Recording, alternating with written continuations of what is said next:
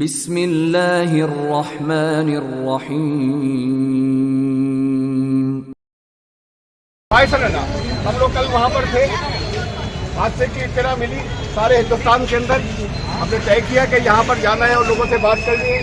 وہاں گئے تو لوگوں نے جگہ کے نام لکھ دی کہ ویران پڑے ہوئے، وہاں ٹورزم سارا ختم ہوا ہے، روزگار ختم ہوا ہے۔ جب امن نہیں رہے گا تو بدامنی تو پھیلے گی، بدامنی کچھ لوگ یہاں پر آ کر پھیلا گئے۔ میں کچھ بنیادی باتیں کہنا چاہتا ہوں یہاں پر، خاص طور سے سب کے لیے سمجھنے کی اور خاص طور سے مسلمانوں کے سمجھنے کی بات ہے۔ کچھ بنیادی باتیں ہیں یہاں پر۔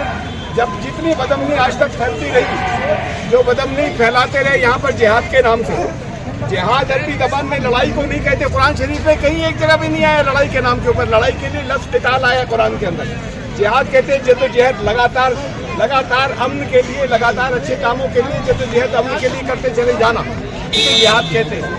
اب اگر کوئی چیز کو ایسی اس کے لیے کچھ مجبوریاں ہوتی ہیں، کبھی کبھی جب جہاد کا ایک حصہ ہوتا ہے جہاں ہتھیار بھی اٹھانا پڑتا ہے، وہ کون سے موقع ہوتے ہیں قرآن نے بتایا ہے۔ قرآن پاک میں 3 موقع ہیں، قرآن پاک نے بتایا، چوتھا کوئی نہیں ہے کہ جس میں ہتھیار اٹھا کے اسے جہاد کا نام دیا جائے۔ 3 موقع سن لیجیے۔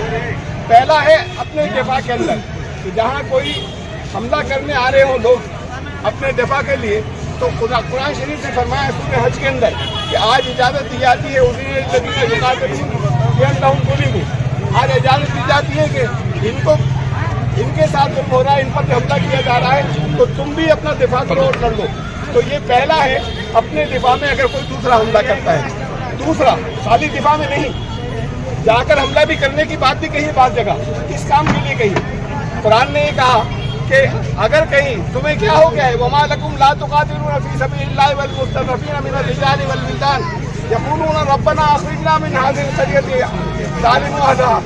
تو قرآن نے کہا کہ تمہیں ہو کیا گیا ہے، ان سے کہا ایمان لانے والوں سے تمہیں کیا ہو گیا کہ ان لوگوں کی مدد کے لیے نہیں جاتے، جو کچلے جا رہے ہیں، جو دبائے، جو غریب ہیں، جو کمزور ہیں، ان کی مدد کے لیے جاؤ۔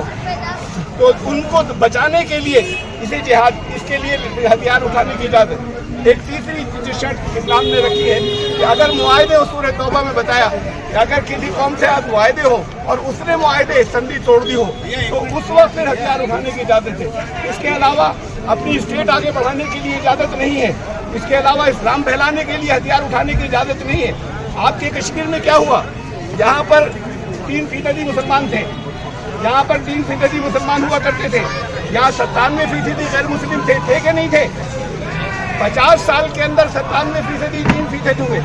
وہ 97% کیسے ہوئے تھے؟ کوئی تلوار لے کر آیا تھا، کوئی ہتھیار لے کر آیا تھا، کسی نے زبردستی کی تھی؟ یہاں محبت کی تھی انہوں نے۔ سید علی ہمدانی رحمۃ اللہ علیہ نے، خواجہ انہوں نے، سید نور الدین نورانی رحمۃ اللہ علیہ نے۔ آپ لوگ محبت کے پیغام کی بات نہیں کرتے، انہوں نے آپ سے نفرتیں دوسرے بھی کرنے والے، ہم اسے محبت سے کاٹیں گے۔ ہمارے بزرگوں نے یہی کیا تھا۔